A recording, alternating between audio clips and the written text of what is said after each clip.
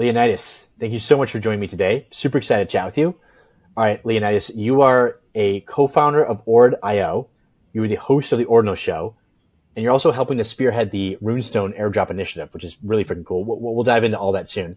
But take me all the way back. How did you first get involved in NFTs? How did you discover NFTs? Because you have a really cool history within this space, and I want to learn all about that.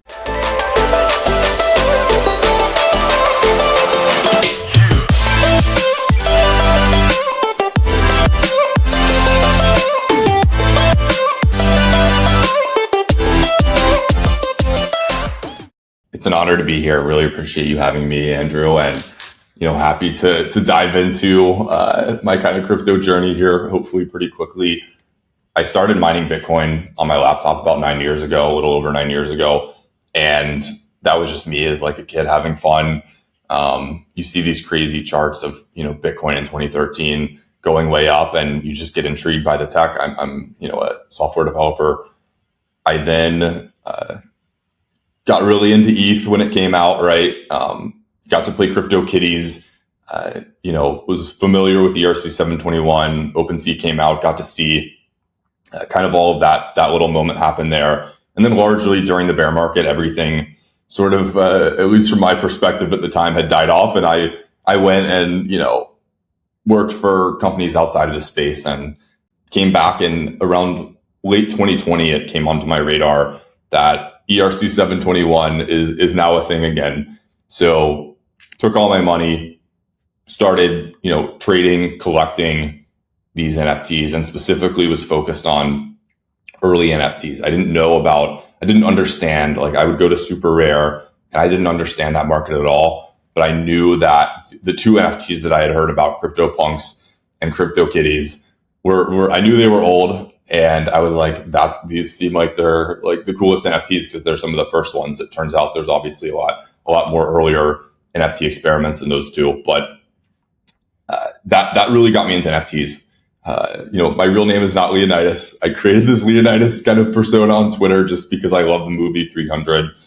And researched the history of NFTs, studied NFTs, collected lots of early NFTs. And then through all of that, I met this guy named Casey Rottermore 2 summers ago. And he was sharing with me this like sort of crazy idea that he had figured out a way to number all 2.1 quadrillion Satoshis on the Bitcoin network. So turning them each into non-fungible tokens so that they can be tracked as they move around the network.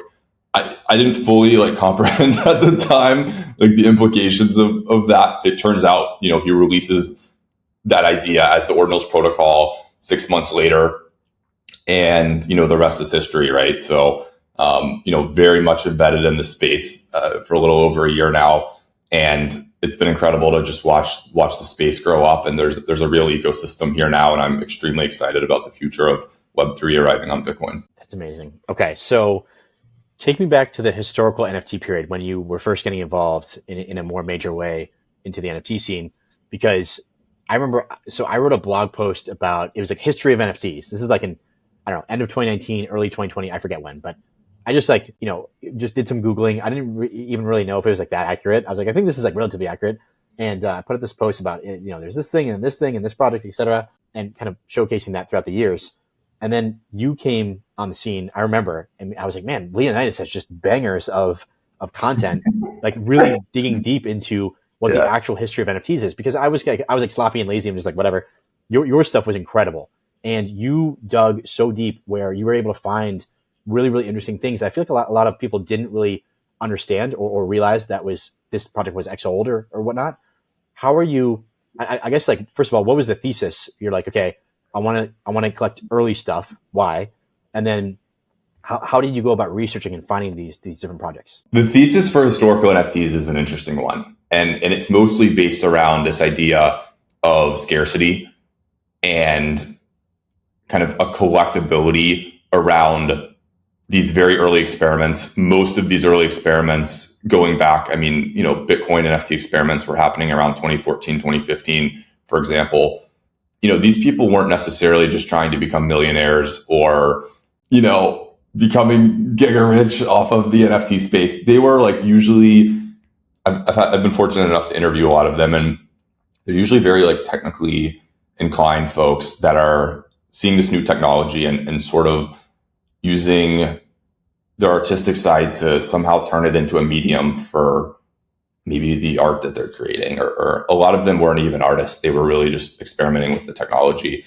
But it became pretty clear to me, there was this moment called the Mooncat Rescue in March of 2021, where somebody found this old smart contract on Ethereum that had NFTs in it that nobody had remembered. It had been forgotten.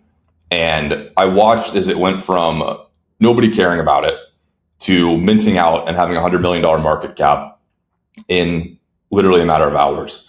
So it just instantly clicked to me in that moment. I was like, what are the odds that there's not some other projects back there, right?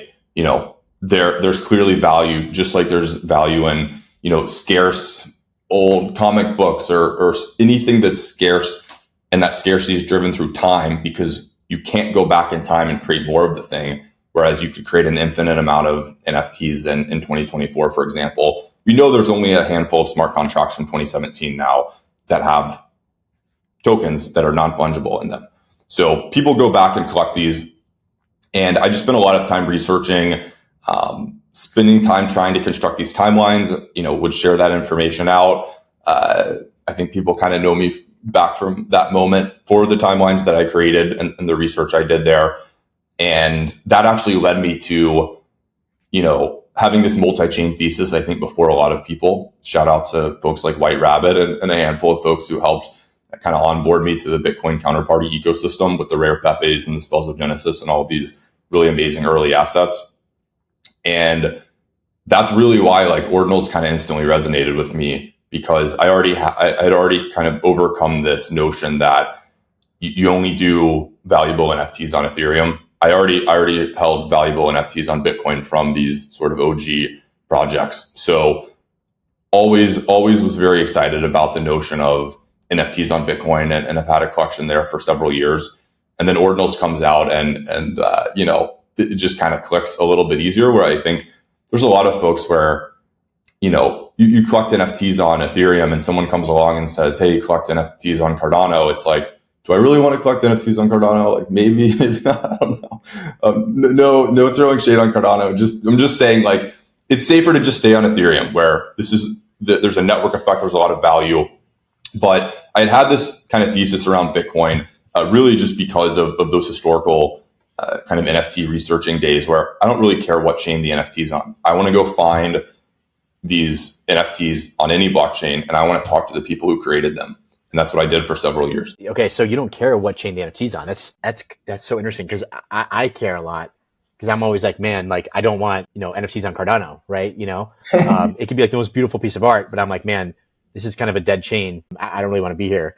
And there's also something you said about like, early is more historical. It's better in some sense, for like collectability, but also there's an issue of like accessibility, right? Because like Counterparty and Rare Pepes, the Rare Pepes and Spells of Genesis on Counterparty, they're hard to access for most people, right? So that impacts the actual price. So they are extremely historically significant, but because it's not accessible, it's like the liquidity, the value discovery like can't happen there. Is that kind of how you saw it play out, or you think that'll change in the future? So that's definitely an accurate synopsis. There's companies like Emblem Vault that are helping to take those assets and bridge them over and kind of package them in a way that makes more sense and fits into these sort of kind of marketplaces like OpenSea and Blur. But yeah, I mean, this is like the problem for historical NFTs is like, okay, there's some smart contract from before ERC 721, and it's got some really weird code in it. We know they're NFTs, right? There are NFTs. They're not fungible tokens. But, you're going to have to figure out a way to wrap these and trade them, because the number of people who are willing to go to Etherscan and perform a specific series of like a Leonidas tweet on do this and then call this function and call this function, it's a very small number of people, right? So yeah, basically increasing the accessibility around these assets, I still think is the number one sort of area that the historical NFT space can improve on.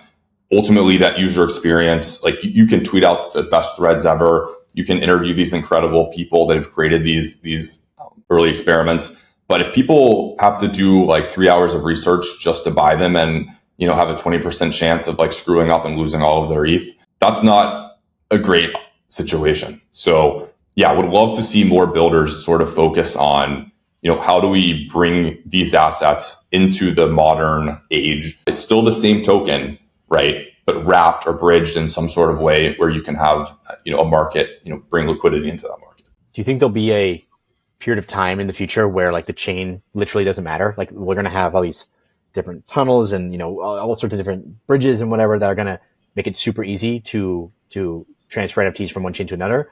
Or because I would have thought that would have already been a thing, but we're still not there yet. And so I'm kind of losing hope. How do you feel about that? So when I said a moment ago that the chain doesn't matter, that wasn't necessarily from a value perspective. That was from a Leonidas curiosity perspective. Cool. If somebody is on Cardano in 2015, I don't even know if Cardano was out in 2015. I don't think it was. But if Cardano existed in 2015 and some artist released this really interesting PFP project experiment, I would find that incredibly fascinating. Like, I don't care that they picked the wrong blockchain to release that on or something. From a value perspective, I think provenance is extremely important. The blockchain does matter, right?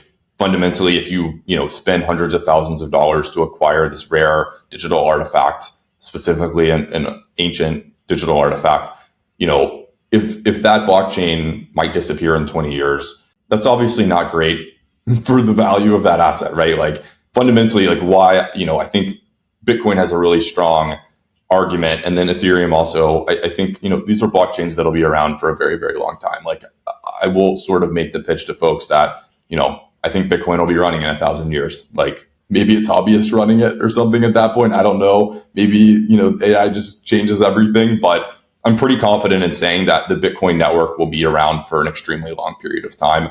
And that's a great, great place to store, your non-fungible tokens and digital art on. And that provenance really can't be beat. All right. So I want to do a little bit of a 101 here.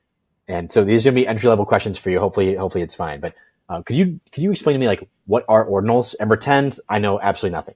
Okay. All right. So ordinals as a protocol are essentially Bitcoin NFTs. Unfortunately, Bitcoin doesn't have smart contracts. So this really clever guy named Casey Rodamore had to essentially hack NFTs into Bitcoin in a way that nobody had ever really thought of. So there's two components to this. There's the ownership token and then the digital art file.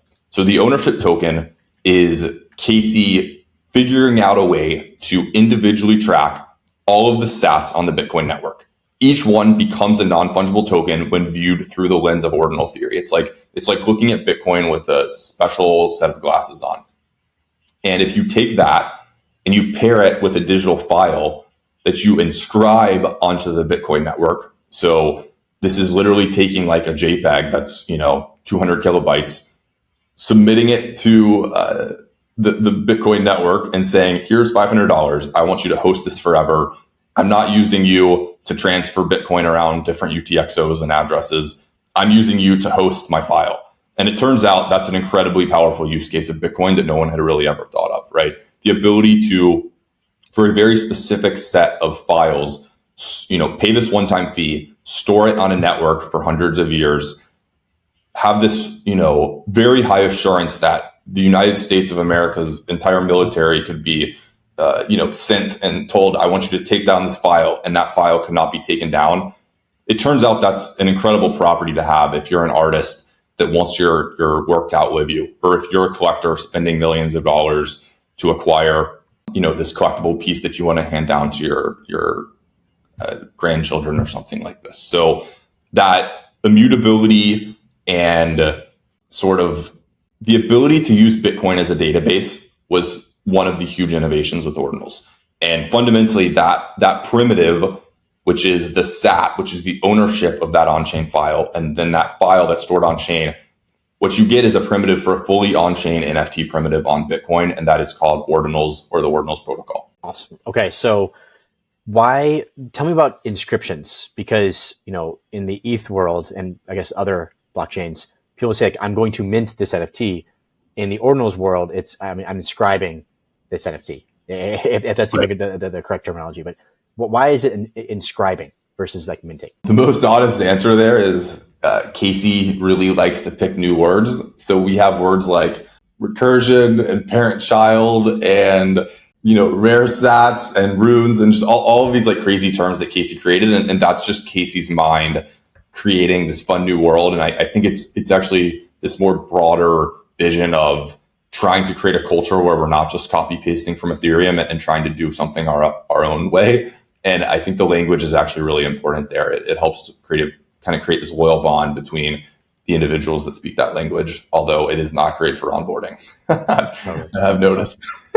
No, but I think it is that's a great point. It's really important to culture to be able to have your own language, and the people that are in the know kind of speak it, and it requires some upfront mental bandwidth in order to like enter this ecosystem, to learn about it and to become like a member, quote unquote.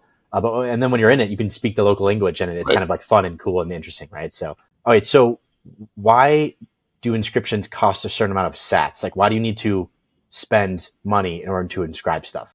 Yeah. So the way the Bitcoin protocol works is every 10 minutes, a block gets mined. And that block is essentially just 4 megabytes of data. And historically, up until about a year ago, people were saying, hey, store this little piece of data that says, John sent 1 Bitcoin to Sally. And now people are using that to upload giant JPEGs. So now there's two groups of people competing for that 4 megabytes. You can imagine we've gotten along very well with the folks who like using the Bitcoin network to send money back and forth. And yeah, that's what's happening. So you basically have to pay a fee that's correlated. It's proportionate to the size of the file. So let's say if you look at the Ordinals market, there's a lot of pixel art. So why is that? Well, to store a little tiny, 20 by 20, pixel art PFP on chain, that literally will cost you like $1, right? It's very, very tiny file. If you want to store this beautiful, piece of one piece of art, you could literally be spending tens of thousands of dollars. And we've seen instances of projects spending millions of dollars to inscribe files onto Bitcoin. So it's very much a free market for that 4 megabytes, and whatever the market is willing to pay for that 4 megabytes of space every 10 minutes is the price to inscribe that data to Bitcoin. Amazing. Okay, so you're talking about like size and space and whatnot. You actually just, I want to say it was like, honestly, 30, 40 minutes ago, you sold the largest ordinal inscription ever. Can you explain like how it was the largest and how? Yeah. So a little backstory here would be there's sort of been this competition for who can create the largest inscription that's been going on since the beginning of Ordinals. And it started out, this guy, Udi Wertheimer, worked with Luxor Mining, a mining pool, to inscribe this very large file very early, back at inscription number 652. And that was a catalyst for aggravating a lot of these laser eye maxi folks who were like, you just took over our entire block. Like, what are you doing? Like, this is an attack on the Bitcoin network. And it's since evolved. Those people have sort of chilled out a little bit. And, Bitcoin Magazine comes in and one-ups them, and it's this whole thing. And then, I'm doing this, airdrop initiative called Runestone that's meant to be this kind of free airdrop that's meant to be as fair of a distribution as possible. There's no team allocation. It's just a bunch of people in the Ordinals community pitching in to create an airdrop to reward the year one Ordinals community with this beautiful runestone.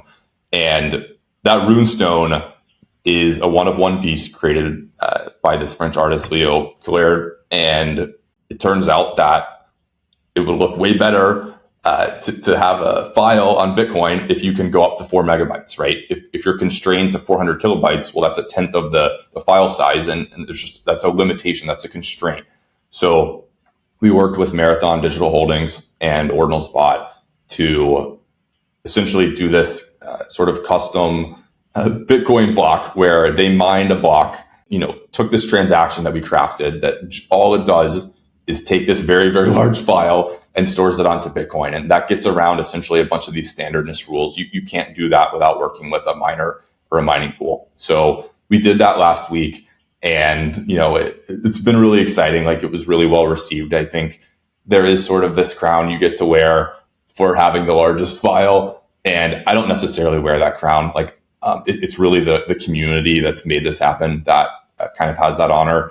But we'll see if somebody ever comes along and one ups it. But we got very close to 4 MB. So there's a few bytes in there you could probably work with, but very much a team effort of a bunch of people coming together, and just huge shout out to the Ordinals bot team and Marathon for their engineers really are the ones who made this happen.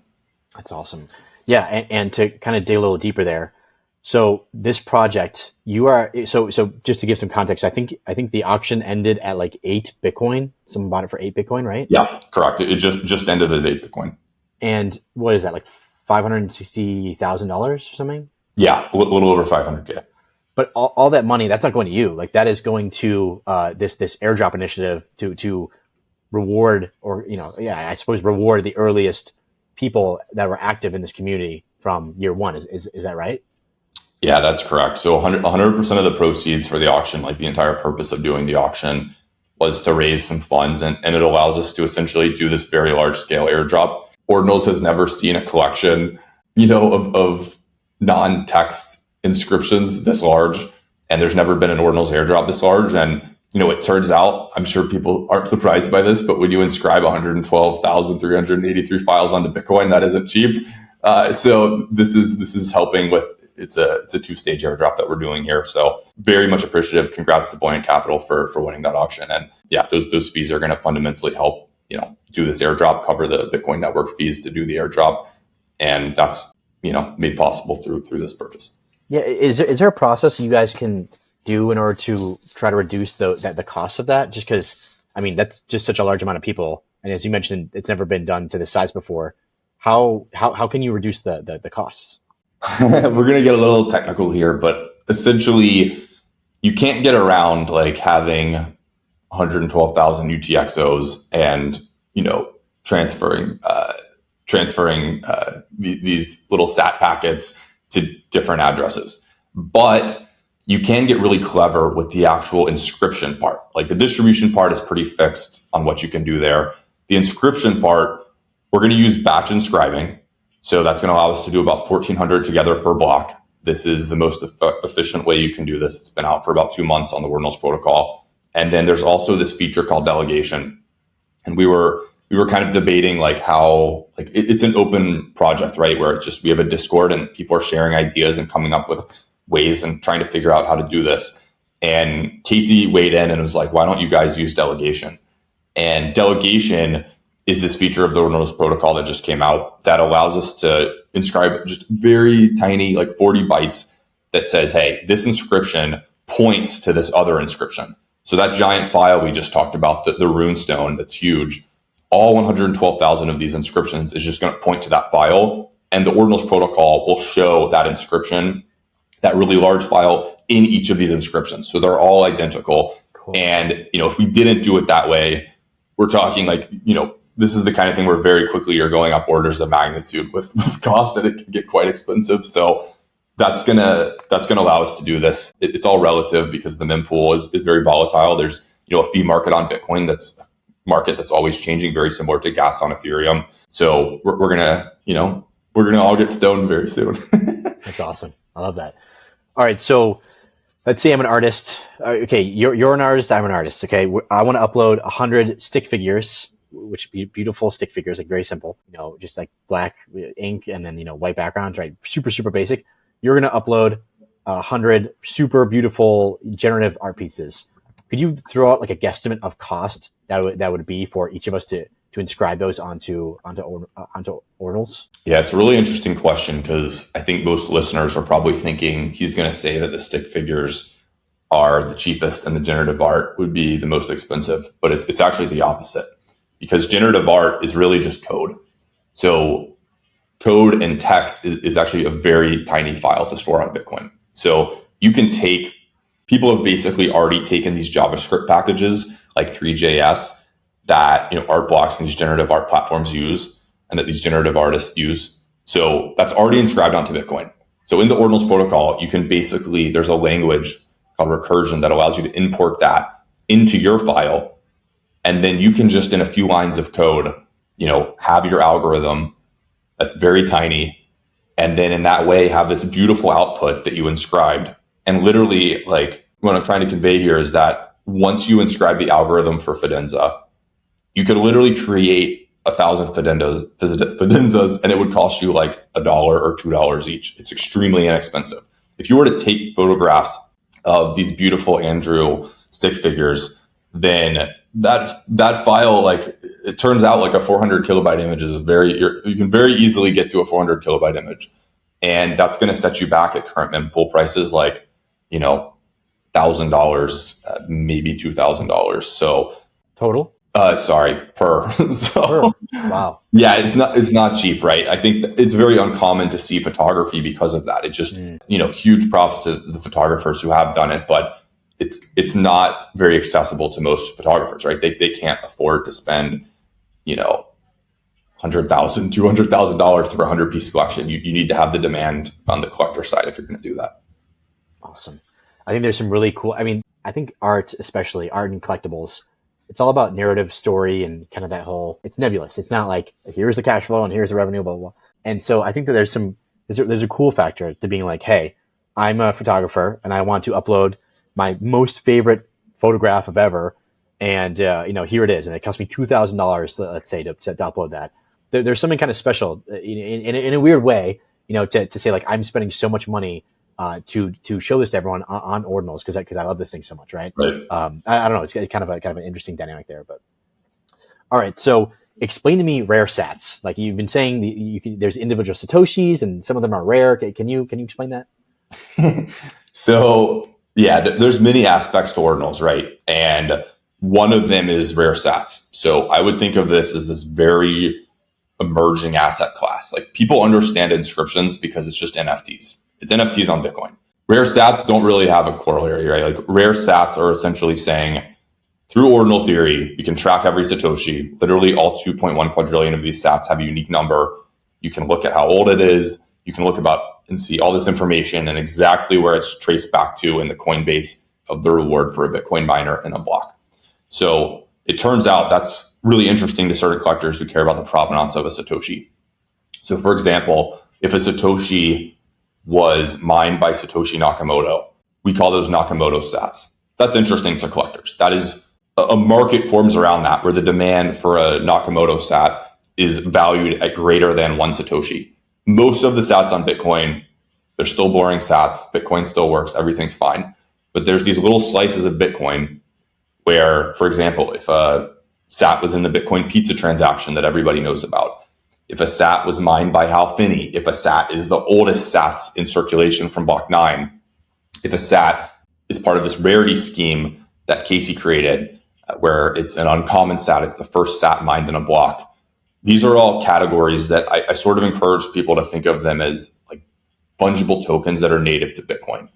Even though you can trade the individual sats sort of like NFTs, the actual market around them is not specifically looking at every individual sat and just saying, I bought 50,000 block 9 sats. That's sort of how people think about that. So at a high level, like, to a lot of people, that just sounds super nerdy and kind of ridiculous, but there is an extremely passionate group of people that collect these and trade these. There's marketplaces being built around these. And even there's this sort of new class of businesses, I guess at this point, you can call them, where they're called rare sat hunters. So what these people do is they take a bunch of Bitcoin that they have, they send it to Binance or Coinbase, they withdraw that Bitcoin, they then run that Bitcoin through an algorithm to check if there's any valuable rare Satoshis in it. They'll then extract the rare sats, send the non-rare sats, the common sats, back to Binance or Coinbase or whatever hot wallet, and then just do that process over and over. And that's actually been automated at this point. So there's just robots that do this. And like, I was interviewing someone the other day who's doing $400 million of volume a day there. So we're talking, hundreds of billions of dollars of scale, extremely high amounts of the Bitcoin supply moving through these individual wallets. And it's effectively creating this new dynamic in Bitcoin where you can almost earn yield on your Bitcoin by sending it to one of these bots, because what you need is we're going down the rabbit hole, I'll stop here in a second, but you need an old Coinbase account or an old Binance account where you're going to have really high withdrawal and deposit limits. And then you need a lot of Bitcoin. It's not going to be efficient because you're competing against people who can withdraw 1,000 Bitcoins at a time. And then that's allowing them to be much more cost effective with the transaction fees, which ultimately end up being the delta on if you're going to be profitable or not. And then there's these dynamics where, let's say Bitcoin shoots from, 30K to 70K like it just did. Well, during this last month, it's been a great time to be a rare sat hunter because there's people taking Bitcoin that's been offline forever and bringing it online to sell it. So those sats are kind of coming into circulation, and there's all this new Bitcoin that's, available in these hot wallets to be mined. Whereas 2 months ago, these rare sat hunters were just sifting through the same sats over and over and over because the market's gotten that efficient. So, people are effectively saying, hey, I'm going to hunt for these rare sats, and they spend a bunch of money on transaction fees to do this. And, once every couple of weeks, they'll find a sat worth, $200,000. And that's what they're doing. So a whole industry there. We don't have to go too much further down that, but it's one of those rabbit holes that there's people building businesses and, spending their entire last year focused on just that specific aspect of the ordinal space. And, Sotheby's just had an auction, auctioning off a bunch of these really interesting Satoshis. So very, very much an exciting time for rare sat folks. I know there's a lot of people who've been kind of believing in that from the early days where, maybe the ordinal NFT inscriptions had more of the focus. The rare sats are definitely maturing as an asset class as well. That's so cool. Also, okay, I've been seeing some artists, they're able to, they not only upload their art, let's say it's generative in this case, they not only upload it to ordinals, but they're first obtaining rare sats to then upload their piece of art onto that specific rare sat. How does that process happen or work? Right. So kind of going back to what we were talking about before, where Casey had to, in a really clever way, hack NFTs onto Bitcoin. You've got the file, you've got the sat. The sat is the ownership token of that file. We all sort of agree that this file, it's just going to sit in all the Bitcoin full nodes. It's not moving around. Like that file doesn't move from one wallet to another when you, are using the Ordinals protocol. But the sat is being tracked as you move Bitcoin around. So effectively, because there's a Satoshi that's tied to the inscription file, then if you pick an interesting Satoshi, which people are doing, and saying, hey, this is a piece of art inspired by Hal Finney, and it's a commentary on Hal Finney's life. And then you take a block 78 sat and inscribe on that. It's a really interesting sort of narrative where the Satoshi that's native to Bitcoin is being tied to the actual piece of art, and it informs the art. So that the sat sort of becomes interlaced with the artwork itself. And there's, these artists like Nolish that are, kind of creating careers out of, really learning about rare sats and then creating art that ties into these sats and creates this kind of unique piece of art that's only possible on Bitcoin. That's so cool. All right. So you said that sats are kind of like fungible tokens on Bitcoin. BRC20s. Can you tell me all about BRC20s or just kind of the high level? Yeah. So essentially what happened earlier last year was we got NFTs on Bitcoin. And then very naturally, I think people realized, let's do fungible tokens on Bitcoin. And what that manifested itself as is BRC20, which is this protocol.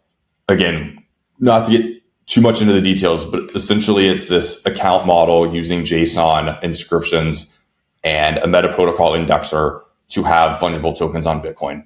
And this company, Unisat, built the indexer. This guy named Domo created the kind of idea for it and tweeted out the protocol and is the founder of the protocol.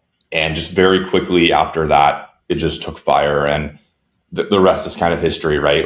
There's BRC20 tokens on Binance now with billion-dollar market caps. And it's been incredible to watch that whole aspect of the space play out as well. And those are fundamentally stored on the Ordinals protocol as inscriptions. So it's this really weird situation where if you come to Bitcoin and you're like, I want to trade fungible tokens, and you go to a NFT marketplace and you're buying NFTs, you're like, what's going on here? Well, we have fungible tokens into Bitcoin on an NFT protocol is what happened. So that's a super high level. Really, all you need to know, though, is that just like there's ERC20 on Ethereum, we have fungible tokens here on Bitcoin now as well. That's awesome. Okay, so I guess, creatively speaking, what are some cool things you can do on Ordinals that you can't do on other chains? So this is from a perspective of like an artist or a creator that wants to make something pretty cool. How can I differentiate, my artwork, my collectible, my whatever, versus like a Ethereum based NFT? Yeah. So I think the longevity component is really important, right? There's sort of like, I'm not an artist, so take everything I say with a grain of salt here. You trust me, you do not want to see Leonidas artwork. If you have the mentality of saying, I'm going to create this thing and I'm going to permanently store that digital file, and it's going to essentially become as tangible and permanent as like a marble sculpture from the ancient like Greco-Roman days, and it's going to be around for our civilization, whatever we're doing in 1,000 years. That's a really different mentality than, I'm going to create this piece and I'm going to, have a link to AWS, or I'm going to put it on IPFS, and we'll cross our fingers that it's here in 100 years. Like, I feel pretty confident around a lot of these storage solutions. When you store things off chain, they'll probably be around in 5 or 10 years. As an NFT historian, I know that a lot of them won't be around in 5 years. I think a lot of the really high value ones definitely will be. There's a collector base that's going to steward those files and ensure they're still around. But I do wonder about 50 years, 100 years from now. I think there's something about creating a piece of art and storing it on chain on Bitcoin that does inform what you're creating. And I think just understanding the implications of, you're putting your art into the Bitcoin blockchain forever. So that should mean something to you. And you should take your time and do something very thoughtful. Just as an example, for the runestone, worked with this incredible French artist, and he spent the last 15 years, chiseling away at these marble blocks and creating these just beautiful. I can't even process how you would go about creating these kind of things. Like, I don't think there's that many people in the world who, understand that art form, and he's one of them. And he creates these incredible sculptures of people mostly. And he's starting with a marble block and creating the sculpture, and that sculpture is going to last forever. And, having him come to Bitcoin and taking a Bitcoin block and carving that into the runestone, for example, and that's going to last forever. That's a really special thing, right? That transcends this sort of digital physical boundaries. And I just think there's a lot of stories to be told there. And I think we haven't fully appreciated the value of using Bitcoin as a database.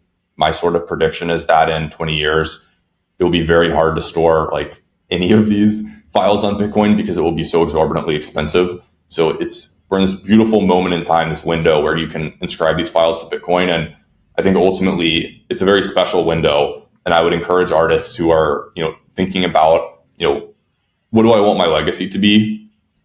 I would think about, what do you want to create that's going to last for an extremely long period of time, and put that on Bitcoin.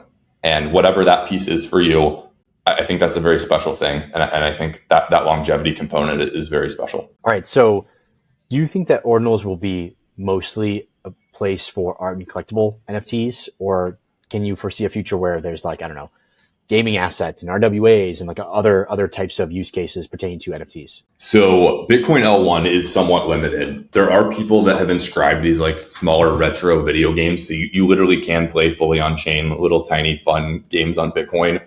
But there's this whole other world of what's called Bitcoin L2s. And I would imagine most of that sort of like very advanced, if you're trying to do like a DAO that has a bunch of these mechanics, or you're trying to do a game where you need a lot more transactions per second than Bitcoin layer 1 handles, you're going to do that on these layer 2s on Bitcoin. And there's a lot of energy right there going on there right now. And I would imagine, I think that'll take a few years to play out. I don't think it's going to happen quite as quickly as people are expecting it to, but it eventually will play out. And you're going to have pretty much, in my opinion, everything you can do on Ethereum on Bitcoin layer 2s. And that's an incredibly exciting future for Bitcoin, and being able to inherit the security and decentralization that makes BTC so valuable, and apply that to an L2 to secure that L2. And then those assets on that L2 also inherit that security. That's an unbeatable narrative from my perspective. That's awesome. Okay. So I've been hearing, this is earlier on. This is kind of like towards the the beginning of 23. I'd say Q1, Q2 of 23. So now I don't hear this talk as much anymore. But early on, I was hearing like Ordinals is impacting Bitcoin network security like negatively, like it's bad. And then other people are saying, no, it's great because it's more fees for the miners. And then, how does Ordinals impact the Bitcoin network in terms of security? Does it make it more secure or less secure? So you have to take everything you hear with a grain of salt, because what's fundamentally played out in the last year on Bitcoin is sort of a power struggle and dynamic where there's a group of people who sort of controlled the governance process and culture around Bitcoin. And they had sort of fought off these Web3 use cases for a very long time and sort of created this cult around vilifying them. And then, people like myself come in and are like, we want to do NFTs on Bitcoin. And to them, that is like the absolute worst possible thing that you could do on planet Earth. So using their block space for JPEGs. So I guess there's like this dynamic of, people are going to make different arguments. I don't think it has anything to do with the truth or reality. I think it's purely people having a power struggle. I can give my version of events and you could bring a Bitcoin maxi on here and they'll give you a very compelling version of their events. I think it's ultimately a battle of, who's going to determine the future of the Bitcoin network, and people will pretty much say or do anything in order to do that. So I would argue that you just got to listen to both sides and take everything with a grain of salt, understanding that context. My opinion is it's amazing for Bitcoin security, because Bitcoin's probably the best argument against Bitcoin is that every 4 years, the reward that you get for a Bitcoin block as a miner for securing the Bitcoin network drops in half. So effectively, that means that, in April, in 6 weeks, the security budget, the difficulty to 51% attack Bitcoin goes down by half. That's not a good thing, right? So we're going to supplement those fees by having other activity on the Bitcoin network. The laser eye maxis would rather you have very low fees on Bitcoin forever and nobody ever uses Bitcoin. And it's just a store of value. And I think fundamentally the flaw in that logic is that, given enough time, these more of these halvings happen. And then all of a sudden the miners aren't very incentivized, and you can, attack a network that has $100 trillion of value for $50 billion. Well, that's not a great outcome.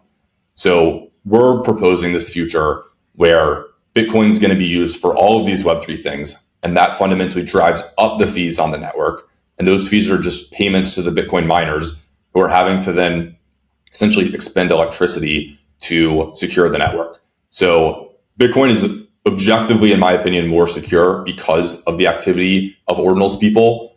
I think just to really quickly give the counterpoint, there's an argument that, I don't know how deep we want to get into this, but basically there's an argument that, we are sort of polluting the network, and, potentially I'll give one example. Block 840,000 at the halving is coming up. There is a SAT that's going to be mined in that block that's worth several $1 million.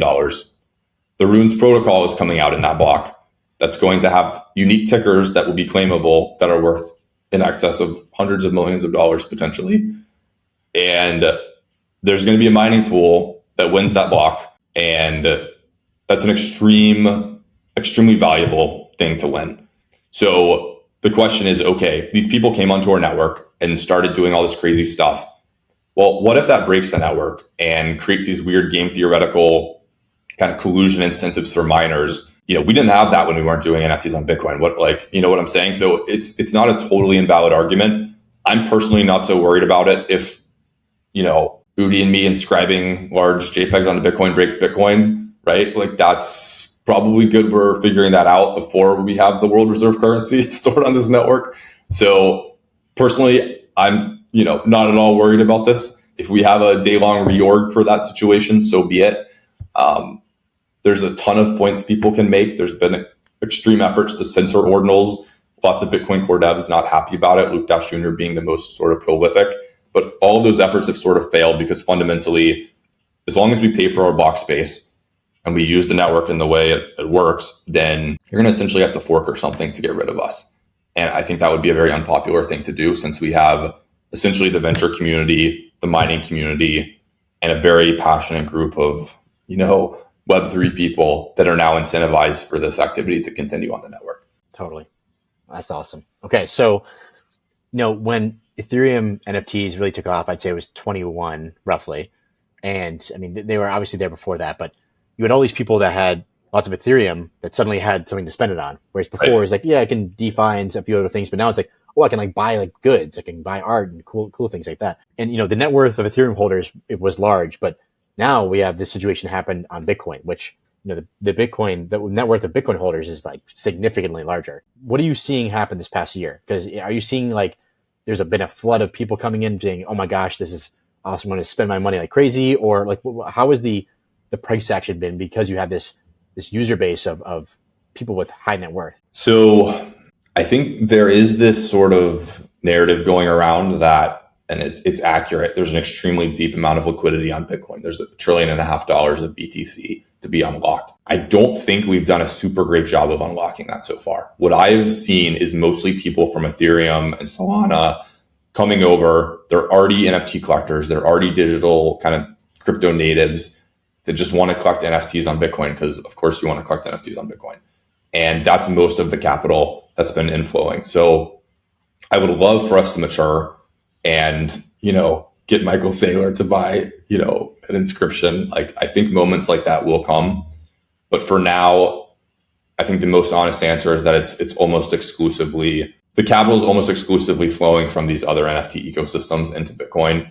And I think that larger unlock will just take time because, most people don't even know what an ordinal is or haven't heard about it. So it's really this group of people during a bear market who are just super plugged in on Twitter all day.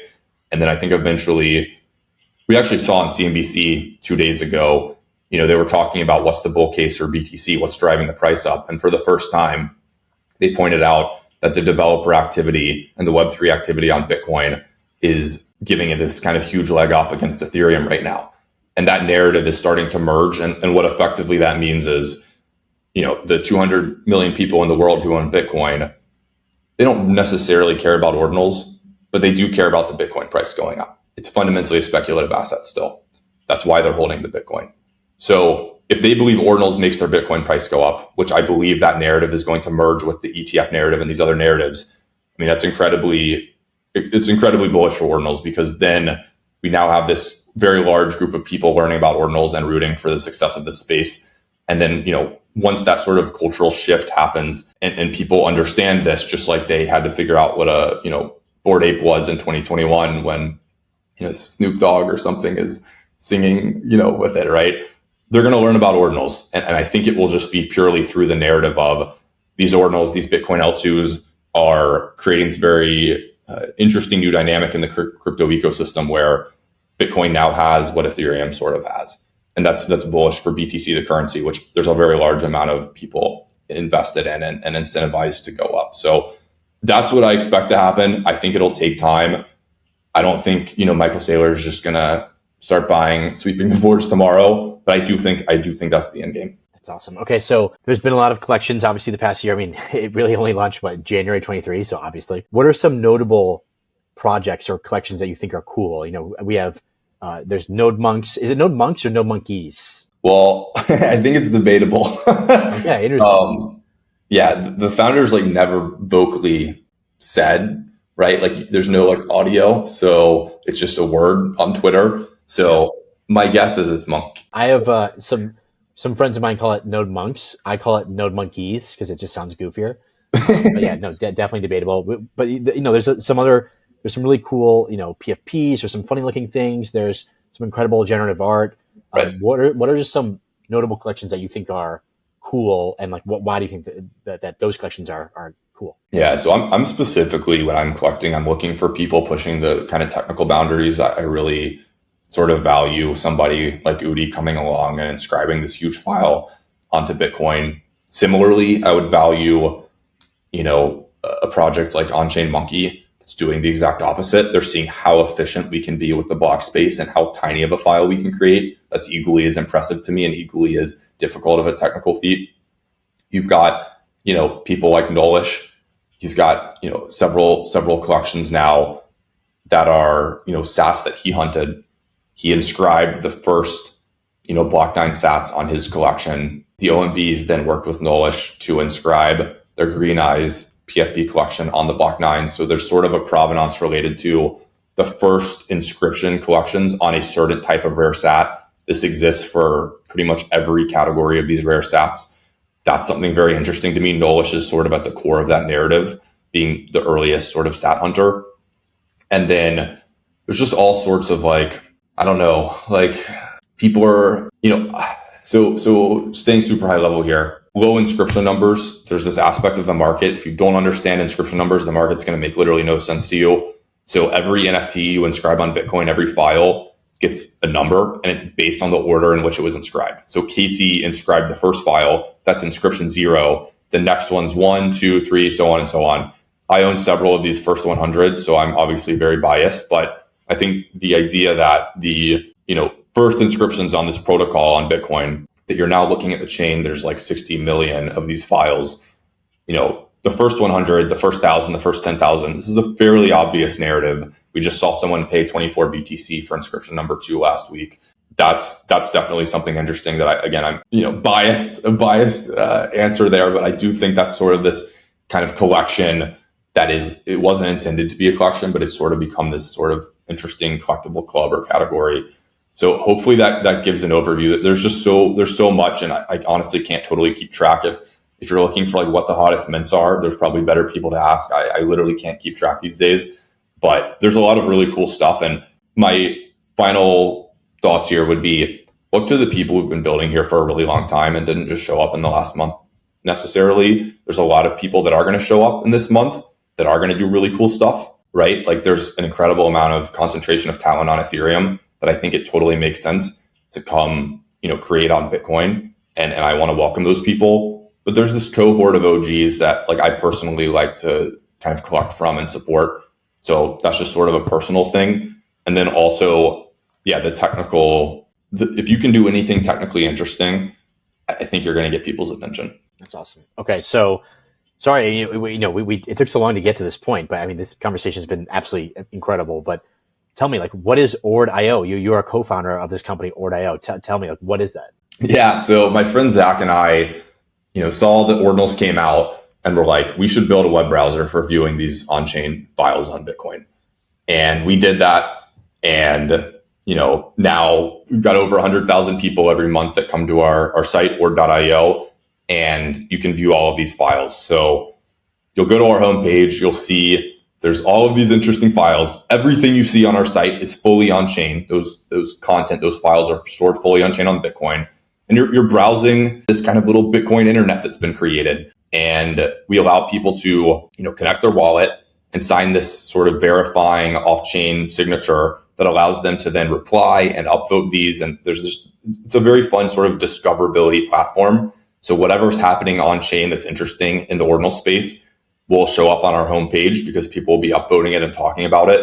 And then there's also just, very, basic features you'd expect from an Explorer, like being able to filter for sats inscriptions on a certain Satoshi, or sort by the newest inscriptions or the largest inscriptions, and searching for different addresses, and very much something you would expect from an Ordinals Explorer. So that is what Ord.io is, and we're just we've had an absolute blast for the last year building this, and it's honestly totally exceeded our wildest dreams. Not just our product, but the entire ecosystem. The fact that people are willing to spend hundreds of millions of dollars to store files on Bitcoin and use it as a database and sort of validate that it would even be worth it to build an Explorer for that. Because at the time, it was definitely not obvious that was the case. We did not expect this protocol to grow as fast as it has.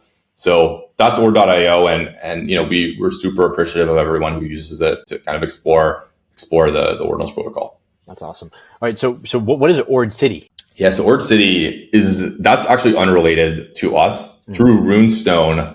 Okay, so Ord City, for people who know, Scarcity is this counterparty platform that's been around for a very long time. It's a bunch of Rare Pepe kind of OG folks, great people. And they're essentially an auction platform for Rare Pepes and these other assets. And they also auction, there's this whole culture around kind of Bitcoin art. Like they're not NFTs. It's just, there's a bunch of artists that create kind of real, normal, like typical art, the way you would think about it, that's associated with Bitcoin, and they're an auction platform for that. And then when Ordinals came out, they spun off their platform to have an Ordinals product. So essentially you can go to them and say, hey, we would like to do an auction. And it's a great platform for doing auctions for Ordinals. That's awesome. Okay. All right. What is the Ordinal show? You have this awesome newsletter and weekly podcast that you do. Tell me about that. Yeah. So a little over a year ago, I met this guy, Trevor, and Jan on just Twitter spaces about Ordinals. And we hit it off and we're like, this is pretty cool. Like there's an ecosystem forming here. Let's start a podcast. Let's do it twice a week. And that's what we've done. Like, it's not super professional, to be completely honest with people. Like, we sort of have like a fun, authentic conversation, hopefully, with folks, and try to keep it mostly focused on the building side of things and not like the sort of project promotion side of things necessarily. And just, we had this goal of, when we started the show, Bitcoin developers, like, it was very much, you would be like harassed and shamed for coming and doing experiments like Ordinals on Bitcoin or doing NFTs on Bitcoin. And we wanted to create this atmosphere where that's celebrated. Like, that's sort of the arbitrage that Vitalik realized with Ethereum, was these developers on Bitcoin were not being very nice to people wanting to try experiments and push the boundaries. So I'm going to start my own chain, and I'm going to really focus on bringing developers over. And we pretty much identified that, changing that culture on Bitcoin was the number one thing that we could do to at least help with this sort of issue. That was a very significant issue if you roll the clock back a year. So that's what the show's sort of goal and focus has been. And we've gotten to interview pretty much most of the major project founders in the space. And we just bring people on and have conversations and chat about the cool things that are happening in Ordinals and what people are building. So that's a Twitter space we do twice a week. And, love it when people come listen to us. And we have a lot of long-term listeners and lots of new folks listening recently, and everyone's welcome. And I'll apologize on behalf of new listeners. We do speak that language we were referring to earlier, where probably nothing's going to make sense. But if you just keep listening, I think you'll sort of come to appreciate what's happening. It's very much been a really fun part of the last year for myself, and it's an honor to co-host with these guys. So looking forward to hopefully many more years of that. Amazing. We will definitely link that in the show notes for sure. All right, last one before the closing questions. What is the doozy? What is the future of Ordinals? Like when you look out 5, 10 plus years, like how does Ordinals look and feel like? So I think the Bitcoin network gets much more expensive. So you're going to need to be even more cost effective. I don't think you're going to see many photographs stored on chain. I do think you can still do generative art. You can do pixel art. I think, again, because the fees are getting higher, Bitcoin layer 1 does not scale very well. The one thing that the Laser Eyes and the Ordinals folks are aligned on is that we're going to scale Bitcoin in layers. So pretty much the layer 2 ecosystem has a lot of work to do over the next couple of years. But I do think they'll get the job done, and we'll have, ZK rollups and optimistic rollups on par with Ethereum, with trustless bridging and everything you would expect in modern L2s. And then I think, the long game here is people will bridge their assets from L1 to L2s, and that's where a lot of the activity will happen in the future. But I think it just takes a little bit longer than most folks realize for that to actually play out. That's awesome. All right, Leonidas, this has been amazing. It's time for the closing questions. Okay, I'm ready. All right, what are you bearish on? It could be anything. Ooh, let's see. I could piss a lot of people off by saying Ethereum, but I'm not actually that bearish on Ethereum. I think Ethereum will be around a long time. Everyone's rooting for that kind of competition, but I think most of the folks on Bitcoin are also like, I hold ETH NFTs still, right? Like, I think it's a lot of the same folks holding on multiple chains. I'm bearish on the trend of enforced royalties and operator filters and permissioned ownership of NFTs. Like, when I want to own a digital asset, I want it to be as close to Bitcoin as possible. And I don't want multi-sigs and independent third parties telling me that you can do this with it, but you can't do this with it. I want to own my asset. I want it to be me and my JPEG, and we're going to ride off into the sunset. It's going to be incredible. And that's my personal belief. I think that's how you create the most valuable long-term digital asset. That's awesome. All right. What are you bullish on? Well, you can say, like, besides broadly Ordinals, like what are you bullish on? Yeah. You can get specific. I'm bullish on the Bitcoin developer community. I think they're going to just completely change the arc of Bitcoin and usher in a new future that, like, Bitcoin's going to look very different. It's going to look, that might be scary to you, but I think ultimately it's very exciting, because fundamentally, like, even if you believe that the main purpose of the Bitcoin network is to be a currency and, have that be the world reserve currency and 8 billion people are using that as their, payments. I think the Trojan horse is all of this Web3 activity. And whether you want to call that gambling or speculation, at the end of the day, that's getting a lot of people into these networks. And the ultimate threats here are the nation states, are the sophisticated actors who stand to lose from a decentralized future like this, or a more decentralized future, a more free future. And my personal belief is that, Bitcoin developers, like all of these developers coming and trying, 100,000 different experiments on Bitcoin and creating all these protocols are going to ultimately ensure that Bitcoin has the highest probability of succeeding, because the more people you get into the network, I think the harder it is to take that network down. That's awesome. Very cool. All right. What is the best piece of advice you've ever received? Learn to code. Really? Yeah. Yeah. It was a good piece of advice. It definitely kind of changed the trajectory of, I guess, my life a little bit, you could say. I would say, yeah, I think a lot of people, they're focused on, collecting the hottest new NFT or trading and using their own capital. And I look at a lot of people and I'm like, you're an extremely talented individual. And if you work hard and learn a skill and choose to work in this industry, I think you're going to ultimately realize that was the true value, not necessarily just kind of trying to find a lottery ticket. That would be my advice to people. Like, whether that's learning to code or, learning some sort of skill set and focusing on, increasing value in the ecosystem. That's what I would focus on, rather than being a consumer of other people's things. Of course, nothing wrong with like using products and participating in the ecosystem. But I think that's the true value that everyone really has is, working really hard and trying to participate and help, join a company, start your own thing. I think that's how we really grow the ecosystem. So, love that. And that's the value for a lot of folks. And that was certainly, I think, the case for myself. And I'm very appreciative of that advice. That's awesome. All right. Last question. What motivates you? Interesting. I would say like it's sort of complex. I definitely, if we're being honest, like, why did I come to Bitcoin initially? Yeah, I saw this crazy chart and wanted to make money. I'm like an 18-year-old kid. Like, this is insane. I want to get rich.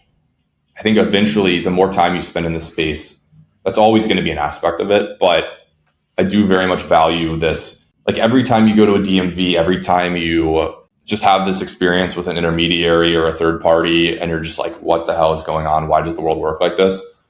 I think like crypto actually is like somewhat of the answer to that. And I don't know exactly how it all ends up playing out, but I think the whole world has, all 8 billion people on earth get a little bit more power, a little bit more free will, a little bit more freedom because of this technology. And whether we're doing, gaming or gambling to kind of start that, because that's the early use case for this technology, I think the end game is that in 50 years from now, we look back on this kind of technological paradigm shift, that our entire civilization's sort of power structures have moved onto this new technology. And we're like, wow, this is an incredible unlock for humanity. And people just sort of need to zoom out and realize that that's the end game, why we're doing all of this at the end of the day. And hopefully we make money along the way. And I would love to just be a little part of helping to sort of make that future happen. That's beautiful. Wow. Yeah, it's like, get rich, save the world. Kind of like Very well said. Yeah. That's awesome. Cool, man. Well, Leonidas, this was absolutely incredible. Thank you so much for coming on. I had an absolute blast. Learned a ton.